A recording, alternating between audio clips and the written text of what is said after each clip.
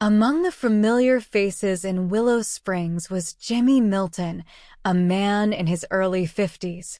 Jimmy was a stickler for order, the kind who kept his lawn immaculate.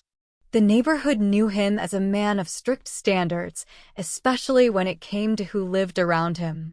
One Saturday morning, Jimmy was out watering his front yard as usual when he spotted a moving truck across the street. It was parked in front of the old Miller house, which had stood vacant for months. His curiosity piqued.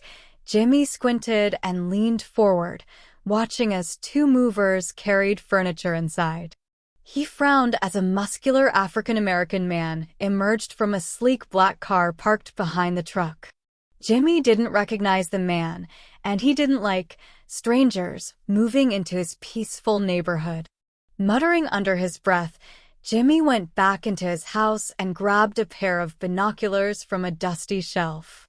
From behind his window curtains, he watched the man converse with the movers, pointing and directing with an air of authority. The man's calm demeanor seemed to aggravate Jimmy even more. He watched for nearly an hour, looking for any excuse to justify his discomfort, but all he saw was a man organizing his new home. As the afternoon wore on, Jimmy became restless, convinced that something wasn't right. "Who is this guy, moving into our neighborhood without a single hello?" he muttered to himself. By evening, he couldn't contain himself any longer. Reaching for his phone, he dialed the police. "Yes, I'd like to report some suspicious activity at the old Miller house," he told the dispatcher. "There's a man moving in, and I don't think he belongs here. Might be trouble." The dispatcher, sounding a bit weary, took down the details. "All right, sir. We'll send someone over to check it out," she replied. Jimmy felt a surge of satisfaction. To him, he was simply protecting his neighborhood from what he assumed was a bad element.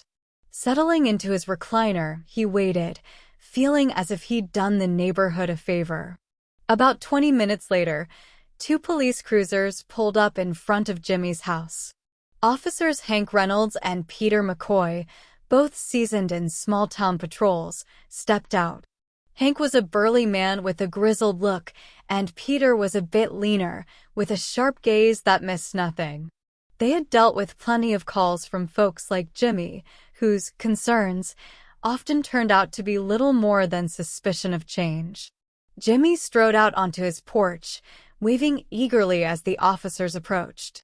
"Thanks for coming, fellas," he greeted them with a firm handshake. "You know, we don't need strange folks coming in here disturbing our peace." Hank gave Jimmy a polite nod. "Sure, Jimmy. So, what's the issue exactly?" Jimmy gestured towards the house across the street. "That man over there," he said, voice low and cautious, "just moved in today.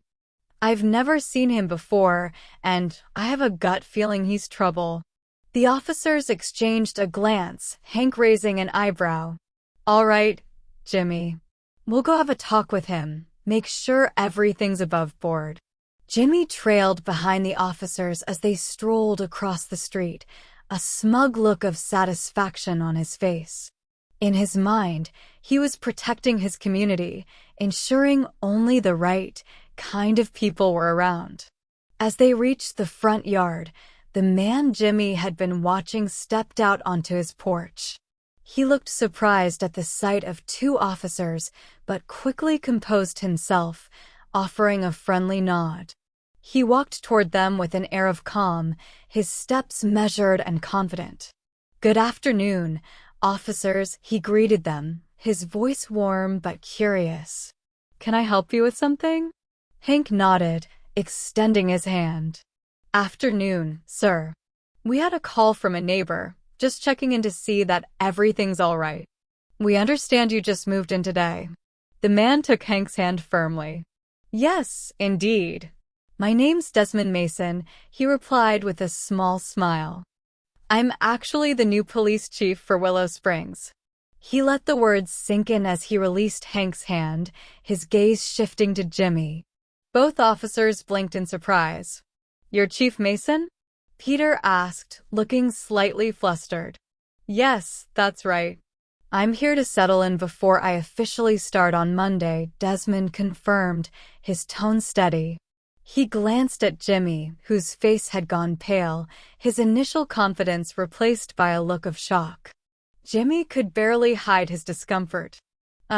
Well, I just wanted to make sure everything was in order, he stammered, feeling the embarrassment burn his cheeks. The officers, who had initially thought this was a routine check, were now holding back smiles. They could see that Jimmy was squirming, and it didn't take long for them to understand that Desmond Mason's calm confidence had caught him completely off guard. Desmond turned his gaze to Jimmy, his face calm, but his eyes hinting at disappointment. "Mr. Milton, is it?" he asked, his tone cordial but unmistakably authoritative. Jimmy nodded stiffly, unable to meet the chief's gaze. "Mr. Milton, I appreciate your concern for the neighborhood's safety." "I want that too, as I'm sure you'll come to see," Desmond said, his voice firm. "But if there's ever an issue in the future, I'd prefer that you speak directly to me. That way, we can avoid unnecessary misunderstandings." Jimmy mumbled an awkward response, staring down at his shoes. He suddenly wished he had handled things differently. The officers shared a look of quiet satisfaction, knowing that Desmond's subtle reprimand was far more effective than anything they could have said. As if to drive the point home, Hank added, "Chief Mason here has a solid reputation. We're lucky to have him in Willow Springs. He's known for keeping things orderly, which is what we all want, right, Jimmy?" Jimmy nodded quickly, his pride stinging. Yes, of course," he muttered, feeling thoroughly embarrassed. Desmond gave a small nod. "Thank you for understanding, Mr. Milton.